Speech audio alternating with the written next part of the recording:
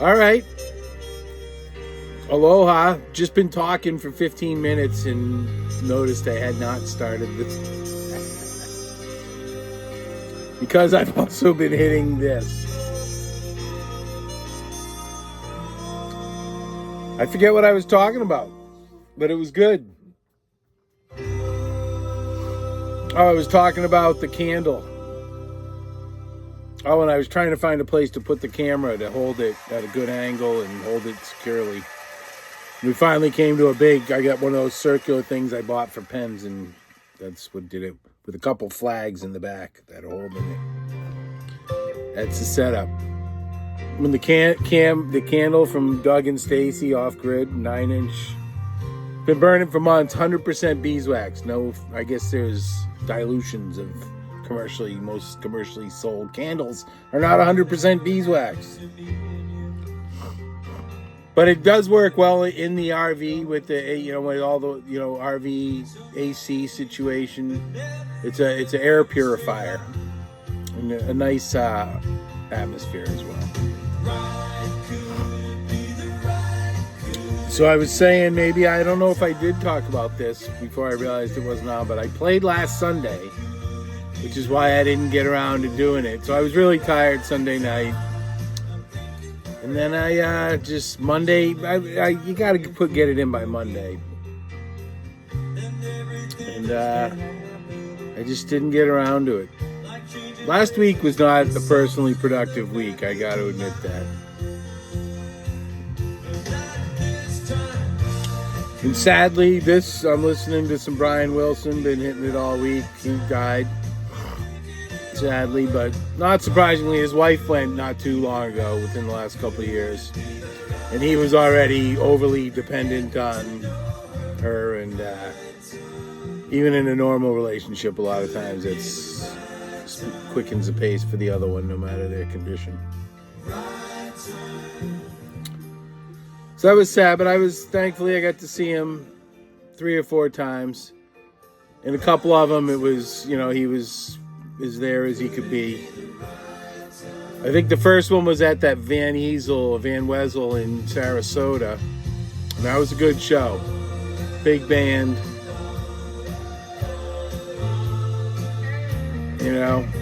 That was a good show. Blondie Chaplin was there, came out and did a couple songs. Al Jardine the whole night. Al Jardine's son, who's like this huge guy, sings like the high tenor or something part. One of those big guys with like this angelic voice sort of thing. And Al Jardine's not a big guy either, so that'll show you though about what growing up with good, probably access to good food and stuff does. No lie. And then I went and saw him at the casino, the Seminole Casino, the one with the guitar, for a Christmas show many moons ago. Not a ton of moons ago, but... And that was a totally different band. I guess, him having the original kids with Carney Wilson and all them, he had a different arrangement because it was her husband was leading the band. And it was all the Christmas tunes, which I like. He's got this Christmas album, which I remember not liking at first because it's weirdly recorded, loud and sort of in your face. But then, and he's got a couple original Christmas songs on there that were cringe at first, and a lot of Brian Wilson's can be like. One's called like Christmassy, which is. And it's something about palm trees and hot, but how it's still so Christmassy, and it's a great tune. One of those ones, the more you listen. And there's another original too, which I can't recall right now, but he played them. But that show, he just kind of sat behind the keyboards like he didn't even, frightened. I don't think he touched the keyboards once. That was a weird show. Not a huge, but still worth seeing. It was good. But it was like his daughter's husband's band. And they must have some contractual thing there. They were good, competent band. I'm sure he was probably professional before he got married to his daughter, But then I saw him 1 or 2 other times, just random shows, probably once in Clearwater, if I'm not mistaken, the Barbara B. Man. I don't know, but he's great. And I loved his solo stuff. I listen to that more. But you got, man, even that Pet Sounds was kind of an apex. But even before that, think about stuff like Don't Worry Baby. He wrote that, man, and singing that, well, it's been building up inside of me for, oh, I don't know. He was, Warmth of the Sun, which is basically just a harmony not barbershop, but sort of the Freshman Mode, which is a big idol. His first inspiration with the Four Freshmen or something, but it was that kind of song, a vocal song. I love it. And I guess it was time, it hit well, or it was written because of, or just happened to come out right around the time of JFK's death, so it was very poignant. And the Warmth of the Sun theme there was just spot on, to elevate it, just put it right in a place, But he was good. They're good. They're huge. And they're, you can't listen to it over and over, the Beach Boys, but they bring you right where you want to go. You go there to get there, and they can do it like this,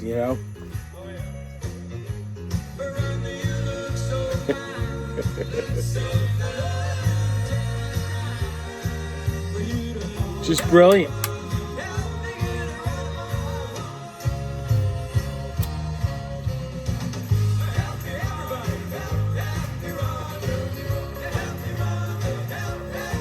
I had a buddy whose last girlfriend or latest girlfriend that I knew of was named this.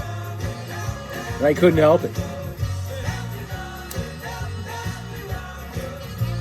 And how could you? And why would you fight it?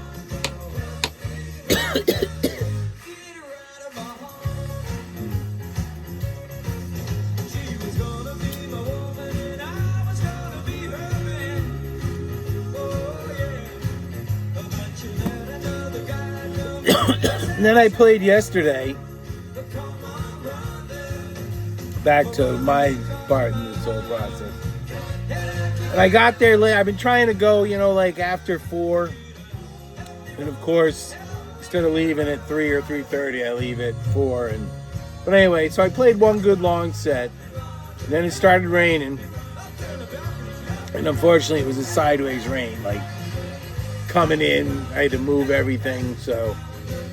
And then I kind of packed up, but just played a short ukulele set for like 35 minutes. So it wasn't a total washout. And then today I was kind of ready to go up there, and then of course it looked imminently rainy, and then finally it did rain around 5, so I was more or less justified not going up. Because it's just tough to go up there and start at 1. That 1 to 3 period is just... But it's really not likely to rain till after 3. That's kind of what you're up against right now. But I thought it went well yesterday, just kind of slowing it down a little bit, and just making sure I'm paying attention to what I'm doing a little more. And digging in and investing. That's one thing you got to recall and you remember, and that made like the Grateful Dead special. Like your first show, you jump in there and they'll play like a Candyman from American Beauty, which is, not Truckin' or Shookin' Magnolia Ripple. So it's one of the other songs, that you're like, do they even play those songs anymore? And they'll invest it like they're recording it, I remember that, and I think Candyman made, like, I was just like, it wasn't like they rushed through it or forgot half of it or kind of hammed it up. It was like dead straight on, and you got to invest that every time, because somebody out there, 19 of them maybe being like, play something we know, but one of them may be like, this song's cool, or this guy's just fucking going for it, you know? So you gotta go for it, I think. So that's the key. Like, every song, like, you know, think about songs that excited you. How often, before you, like, for myself, it was all mysterious what went on, and there wasn't much thought put into how the sounds were made when I was 15. Unfortunately, a little bit, but I should have been playing guitar by then. But anyway. The music is not how complicated it is, or deep, or anything is not what it's about. You know, it's the lyrics and the you know, if you have a good melody or a rhythm, people are going to pick up on that. But unfortunately, they've kind of made that somewhat disposable now, because every song has a programmed rhythm. And it's just like, oh, it's that rhythm. Because rhythms are manipulative. I was thinking about that earlier. I was thinking about black people who play music, you know, guitarists, and white people. And I was thinking about guitarists a little bit, but bassists. And it's like black people lean into it. And I mean, as simple as if you see, and this is totally generalizing, they lean into it. You know, you think about Bootsy Collins and shit, and when they're playing. And white people would be more like laid back, you know? And either one of them can play laid back or really kick ass, but it's a total generalization. But it does seem like, and the black people being more rhythmically based, you know? Allegedly.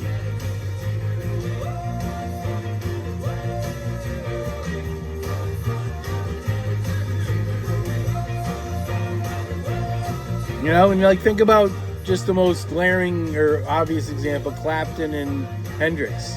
You know, Clapton all kind of standing back, and Hendrix all over the place, you know. Just going for it. It is about the sex and selling it. And it's all, and you know you're not going to get beat up if you're the guitar player.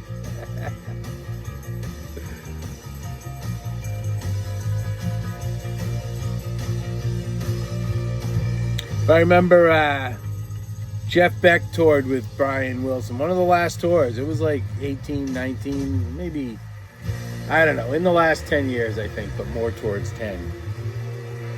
But it ended up like Jeff Beck just being like, he was kind of weirded out by the way Brian Wilson has to be handled and stuff. So it was a little disappointing. It didn't turn into, I guess there was some recorded stuff, but it you know, Jeff Beck's not the most tolerant. No, he didn't like slam him or anything, but he didn't hold back, just being kind of like, yeah, it was a little weird.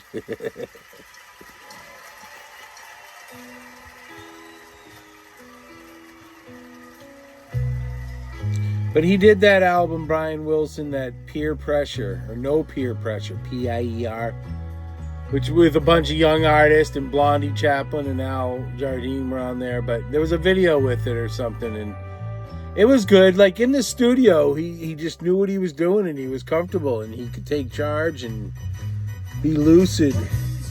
But I guess outside, it's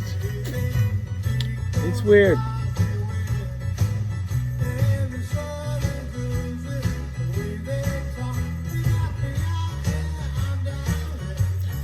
Good band though.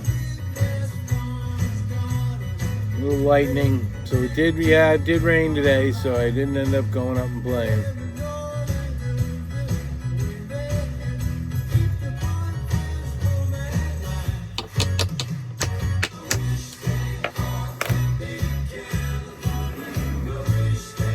I need to branch out and go to a place where people are going to legitimately give me money and give a shit.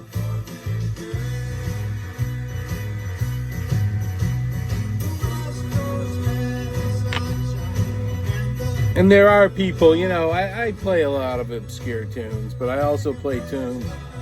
You know, there's, when you say Jack Straw, there's an audience that's a standard for. And I have 5 siblings, and not, well, one of them would know the tune, but other than that, they'd be like, what? This is why nobody wants to listen to you? No, there's a big audience who's like, fuck yeah, Jack Frost, you know? So you gotta keep everything in perspective, you know?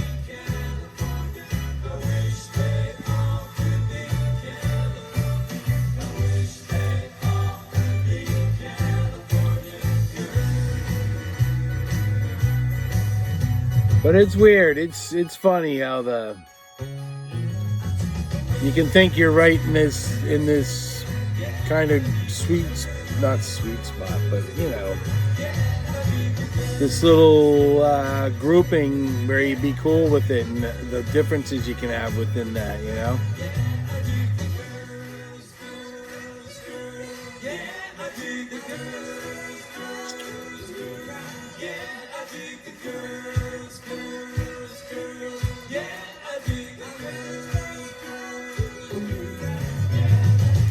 So yeah, I'm just in this limbo, my personal issue where am I gonna stay in Florida? And if I am, I'm not making enough happen with that music, and I just really don't know that I can work another job in Florida. There's a lot of things. Heat being primarily among them, you know. I'm definitely done with the outside jobs. But then I want to go to like Nevada, and that's going to be hot. But that's pretty much an indoor society. And that's where I'm at right now. But that decision needs to be, that's kind of in the pot, you know. Get yourself in the cool, clear water. The sun shines brightly down on Penny's Place. The Florida, the weather, the nighttime weather, but it's really too hot during the day. It kind of sucks. And being near the beach, which don't go a ton, but it's always nice knowing it's right there.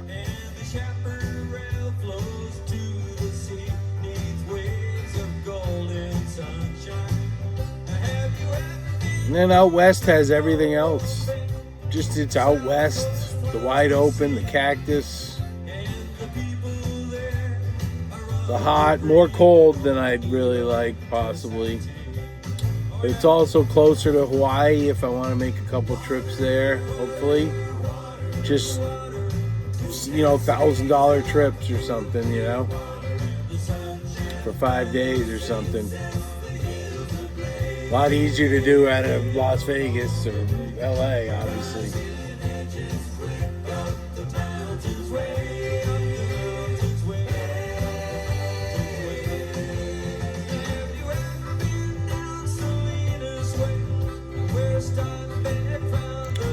So that's it. That's what's in the pot right now, boiling away.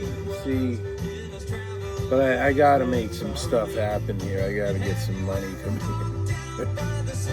Been over a year since I worked, which is crazy.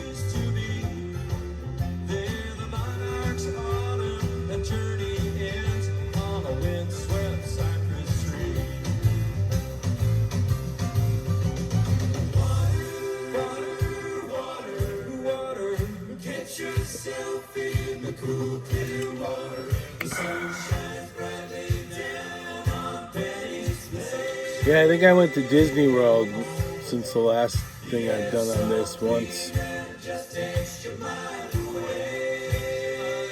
Not this past week, the week before. And it was a little, I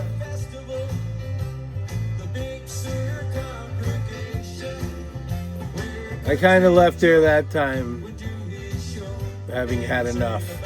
Yeah, I went over to see the Muppets thing.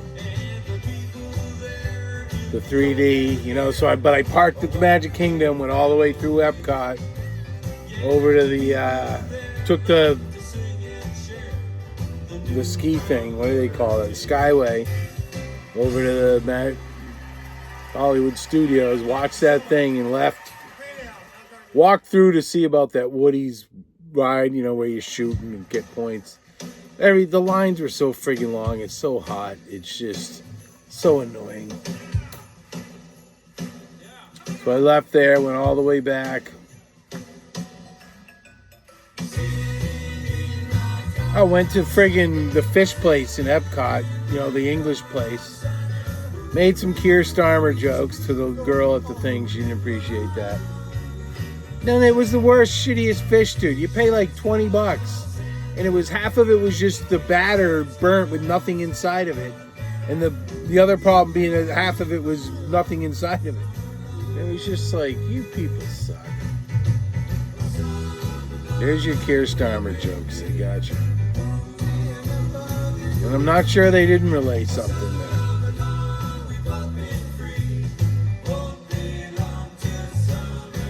And then I came back. I went to the... I go to the Polynesian, and there had been lightning in Florida somewhere, so they weren't playing music.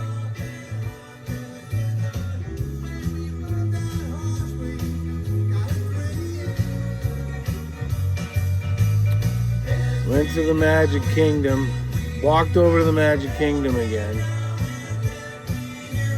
and back.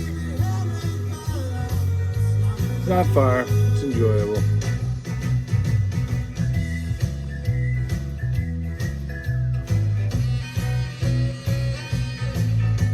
But there's half the shit in the Magic Kingdom's closed down, Thunder Mountain's down.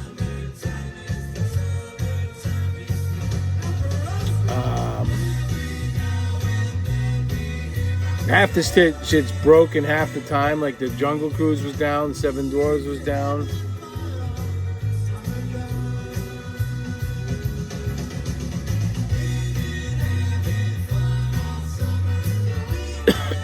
It's just a weird situation. The whole idea that I still go there at all is crazy.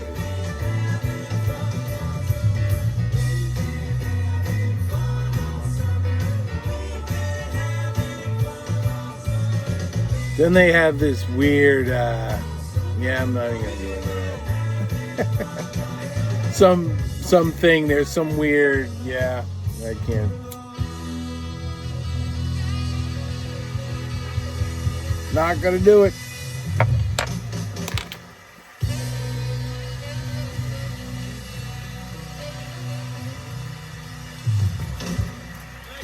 Thank you. Yeah. So I don't even know. That's kind of where we're at.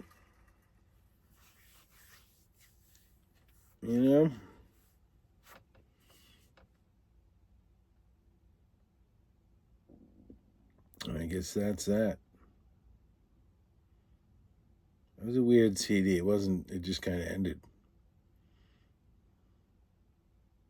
Which it would as it would, but seemed like there would have it didn't seem like they were like, seemed like more like a compilation live. I don't know. Whereas they built it up to the ultimate hit. So there you go. That says it all. I'm at like 23 minutes and I'm kind of out.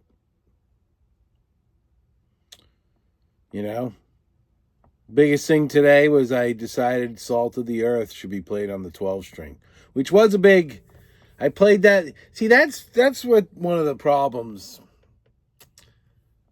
I don't know. Just about anybody I'd hang out. I don't know. I guess I can't say that, but that's a song that everybody should know. And like I played that at that bar a couple weeks ago, and nobody seemed to have known. Salt of the Earth. But it felt like it needed a little more filling of the void. So I just figured the 12 string worked pretty good. And I just did that. That's a nice 12 string I got, nice Martin, built in Mexico, but $600, just nice, tight, not falling apart at the bridge or anything, and sounds good, fun to play. Solidly dependable 12 string. I don't want to go too crazy with that. It's nice to have. You got the 12 string set. Now you got Salt of the Earth, Space Oddity, Angie. Angie's off and on. I like playing that on the 6-string electric. Hey, hey, my, or my, hey, hey, which one? I think my, hey, hey. 40,000 Headmen. When Will I Be Loved? Tell Me by the Stones. Singer, not the song. A lot of Stones. Keith famously got that 12 string in like 65, and a bunch of Stones tunes were on 12 string. Right around that time.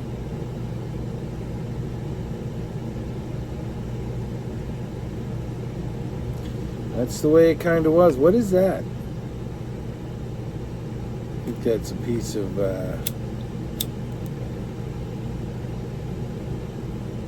allegedly sausage product, we'll call it. From I reheated the Meat Lovers from Pizza Hut, which I don't think had any friggin' ham on it. Which, it still wasn't horrible, but ham is my favorite. It's kind of the reason for getting the Meat Lovers. So you kind of, when it turns out to be your favorite aspect of that, they don't have, you kind of like, wish you told me. Not gonna deny it was still pretty good, but I knew there was no ham, and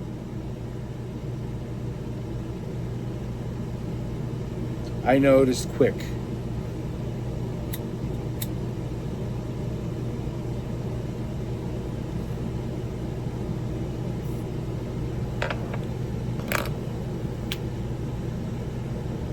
Oh, I had to go 2 or 3 nights ago.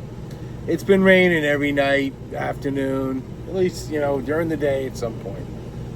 But I had the vent over my bathroom. I had it tie wrapped down, because, of course, the original thing's not working. But it blew open because we get some gusts here. And it rained. And it might as well just rained in my bathroom. So I had to go up there, and I had to get some more tie wraps on this. And I knew I had to do it because the next time it rained, it was going to... So, because it was, of course, just stuck right open. So I had to go up there like 12:30 at night. And this is a slick, it's got like a coating on it, and it's all slick. And it slightly goes off the sides, and there's not even like a lip on the side. I mean, I'm up there, I got like a bad back, and I'm up there in a t-shirt and flip-flops on my hands and knees, just waiting for... And there was nothing to stop you. If you started sliding, there wasn't another vent to hold on to. There wasn't like the lip, like I said. It was like a smooth lip there, around over the edge. You think there might be something like a piece of plastic that no. I mean, it was petrifying because, of course, it wasn't within reach. Thankfully, it was towards the back, but I had to go out around a huge vent over to this thing. Oh, and then turn around, and then getting back onto this ladder. And the ladder, it's not like a ladder that's easy to get onto, that's on the back of your RVs, And when it's wet, you got to turn around. And I'm telling you, it was frightening. It was crazy.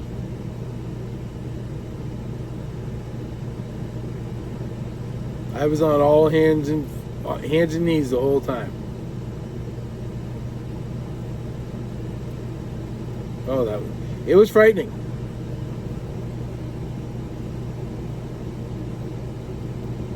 Because all I could see was a quick sliding on this surface, and it's over, and you just feel yourself, you're going over the edge, you're like, how am I going to hit? What am I going to land on? No insurance.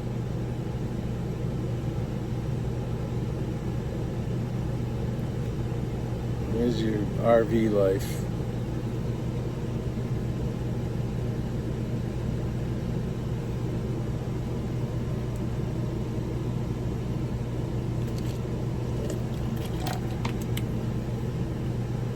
So that sucked.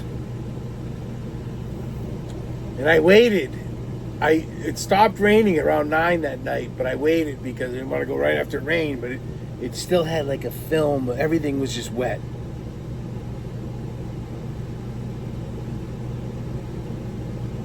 I'll tell you, that was horrible. It was truly horrible.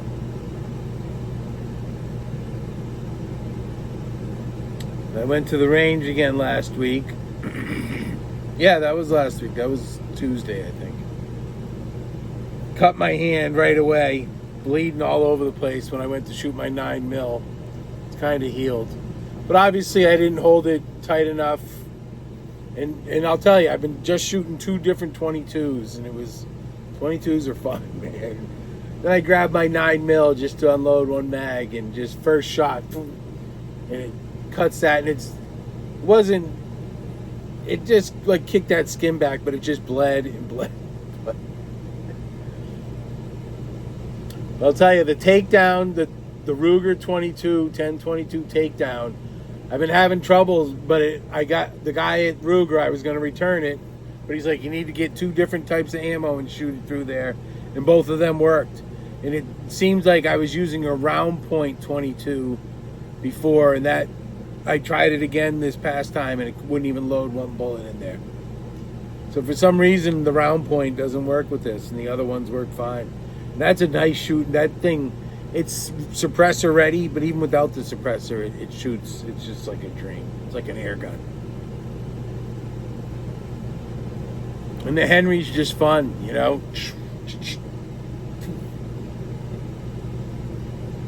The 9mm is frightening, man. There was some lady shooting next to me, man. She was probably shooting 9mm-ish shit, and it's just...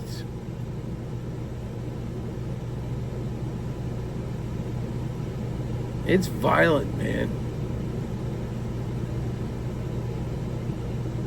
You know, it's just such a fun thing to have the 22. Shoot cans or fucking snakes and... Sorry.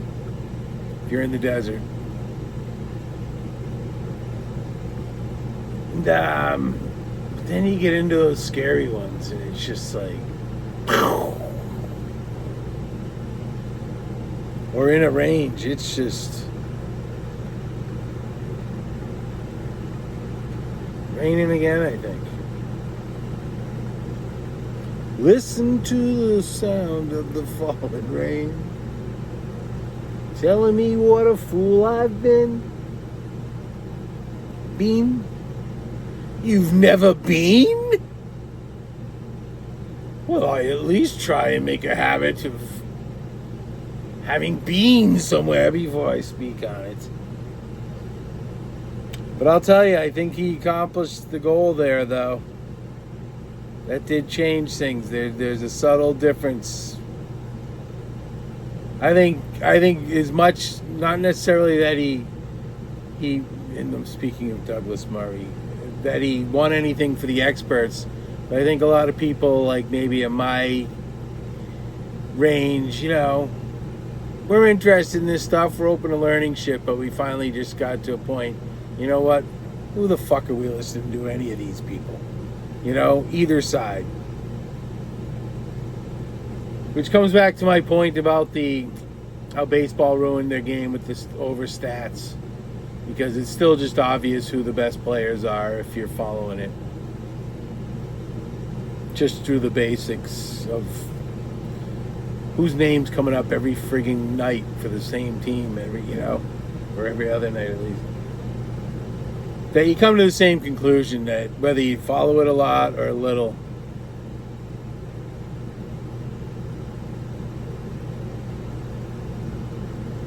that's it. That's the conclusion. Whether you know every nook and cranny and every player's name or you just know the big guys' names, you kind of come to the same conclusion. And it's amazing how different that conclusion can be for people. Some people see opportunity in that conclusion. Others see, I just want no part. And I think that's where you get the problem. You know, some people go in for the kill. It's like nobody's watching. And other people, like, I just couldn't be bothered. And then they allow those people to...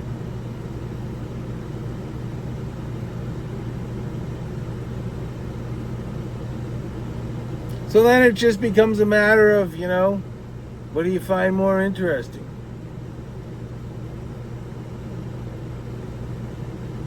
Kind of none of it is where I'm getting to, I believe. Nicely, but I'm having gone through it.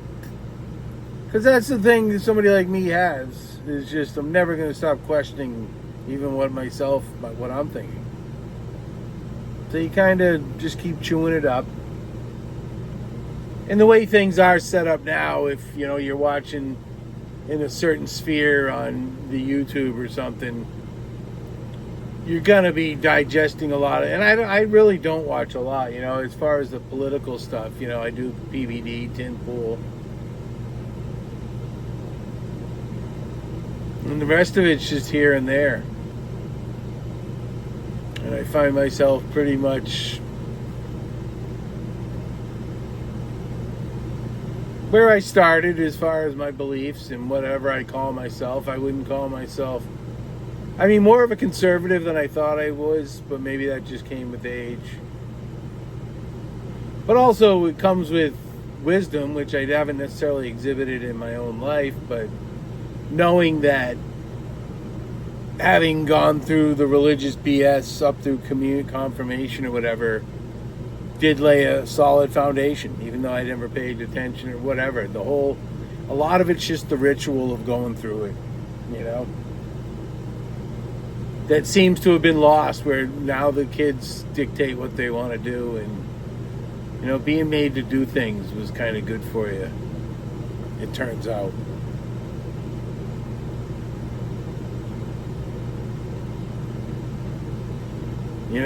I wish they'd maybe take piano lessons.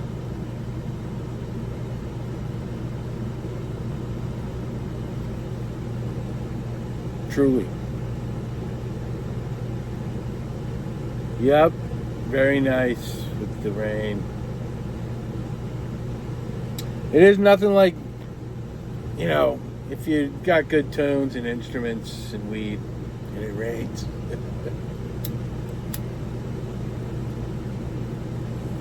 And it's a Sunday, that's a winning combination. Because generally you weren't going to have, no matter what you do, you wouldn't have had to leave the house at all.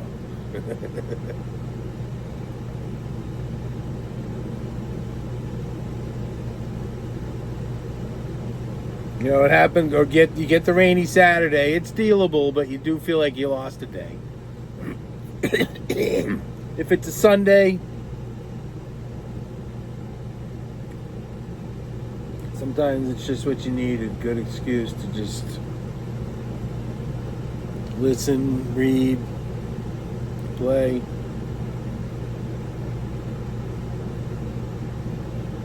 Which I did.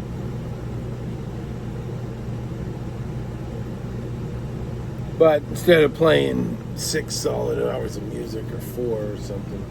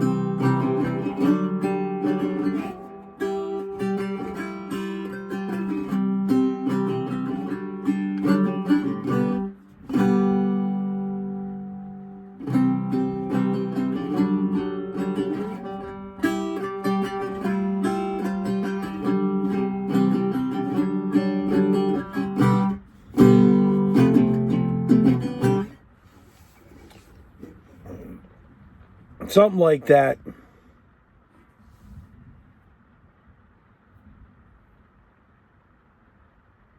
I'm a song presenter, hopefully.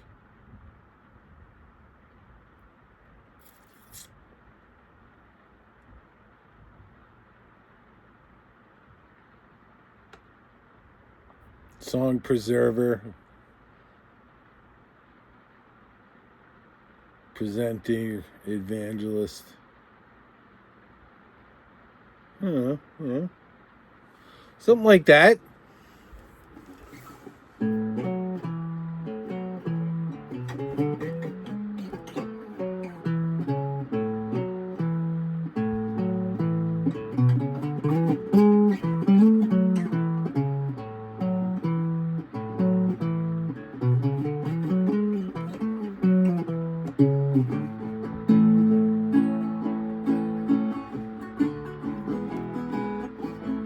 I've been a hugging of a big monkey man. I never seen you, but you hugging around you. I'm not lying, baby, now hugging up the big monkey man.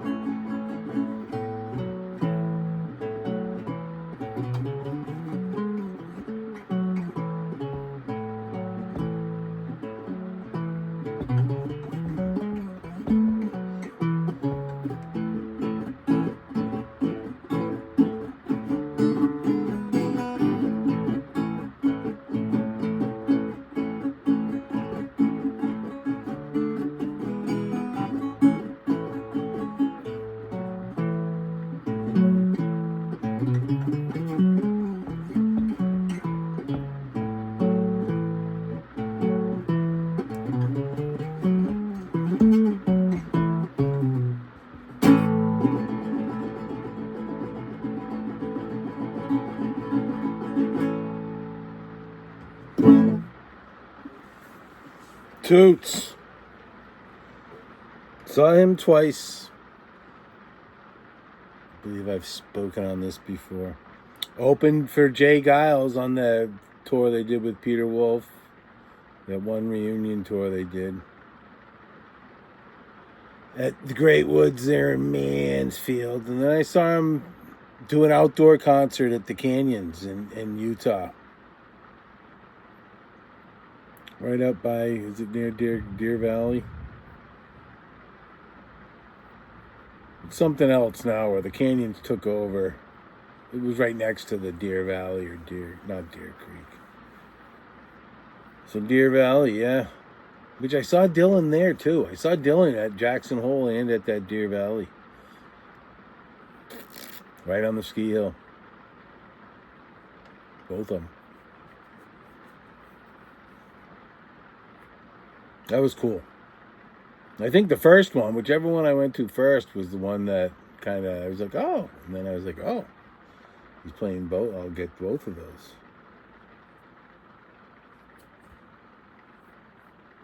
He's sounding great, though. There's stuff up there on YouTube from this tour he's doing, and he somehow does it, you know? It kind of, everybody's adjusted to him sounding like he does now. It sounds cool.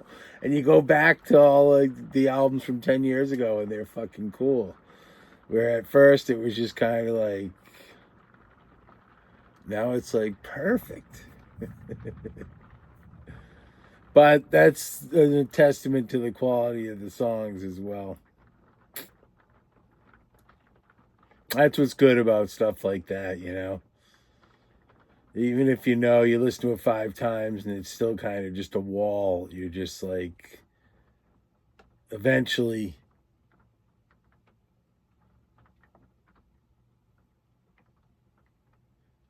it'll if it'll work, it'll work. You know, there'll just be some song for some reason that you'll hear you'll hear it when you're not expecting. You know, you didn't put it on. And it'll open up the whole thing.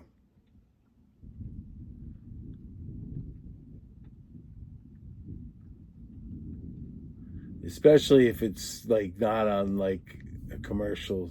I remember one time when I was up at UMass when my siblings all went up there, and I was up there at one occasion where I was old enough to go to a party, and this tune came on, a pretty obscure tune by the Yardbirds called Putty. But it's got a killer, just one of those basic rock and roll guitar riffs, you know. I forget. I knew it, and I haven't listened to that, so I'll go back and listen to that because I haven't. But I remember that coming on, and it was cranked, and this guy there, like knowing the song, and it just was just cool, you know. But a pretty obscure tune, but it sticks out, and because I knew the tune, and it sounded great.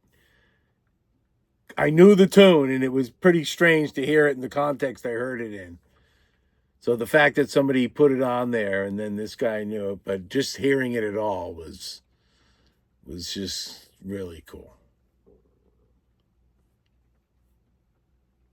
Just like putty, I'm just like putty in your hands. You hop, I hop. Just had one of those Peter Gunny sort of guitar lines. I wonder who that was, if that was Jeff Beck. Probably. I could find out. Whether it was Clapton. Well, Clapton left after doing For Your Love, which was written by Graham Gouldman, who went on to be in 10cc, you know. I'm not in love. Oh, no. Woo! It's a classic tune. But I like playing For Your Love because there was a time, you know, I came of age and started listening to this shit, I guess, around 79, 80, 81. You know, I was 11, 12, 13. And the Yardbirds were still, if you looked into it at all, I guess maybe, I don't know if the girls knew about it or cared or needed to or should have. But it just, knowing about the Yardbirds wasn't like, now it'd be like, who, what? With a lot of people, I don't know. My brother had a Yardbirds Greatest Hits, which was key, you know? So I knew Heart Full of Soul and all that stuff. But then the one I got on CD had those extra ones, like Putty in Your Hands and stuff that were just great. And their version of the Train Kept Rolling is the definitive one, no matter what anybody says. Fact. Yardbirds. Cool shit. All right. Well, that somehow I was done at about 15 minutes. But a few legitimate stories came into there, and then just more ruminations on the human existence from my perspective.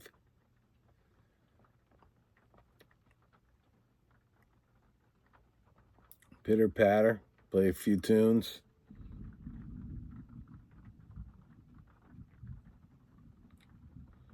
I am kind of not. I need a little bit of I need a reclining spot. Because nothing worse. I go back and lie back on my bed. I end up falling asleep for an hour, or it just isn't good for the back. I don't really have my couch. I just have too much stuff. And unfortunately, yeah.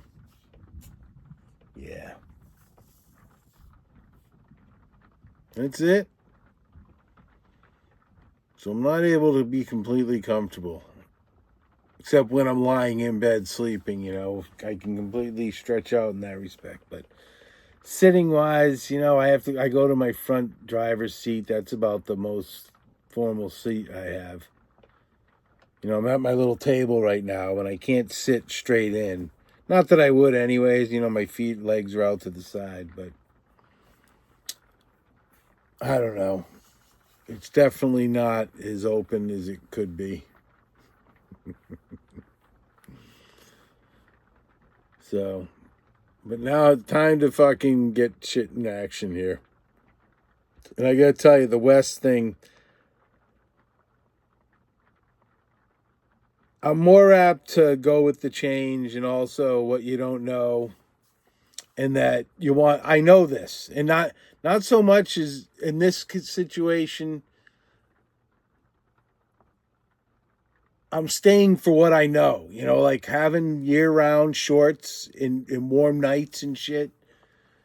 And the weather, kind of, which I can't even afford to really be near the coast for long periods of time or anything. Not that that's here nor there. It's still nice kind of everywhere, but, if you like to go in the water. But anyway, against like everything else, I just picture myself out west and I've been there, I haven't spent a ton of time, but I've spent a good amount of time out west, and I've been to these places so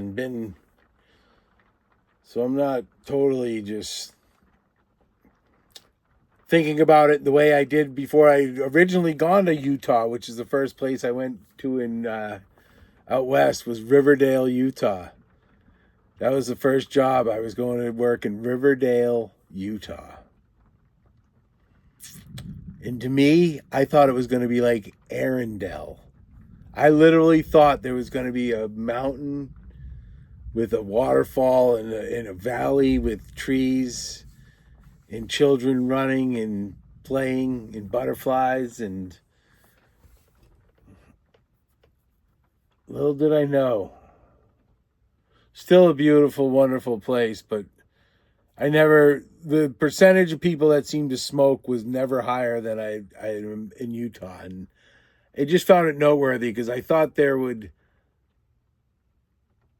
didn't seem to be any undercurrent of that LDS shit. So I did one job actually in Salt Lake somewhat, but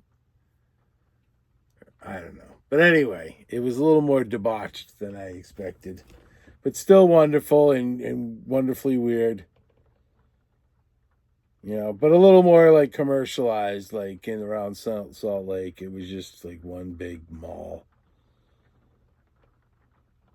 And I was shocked by the smoking and stuff.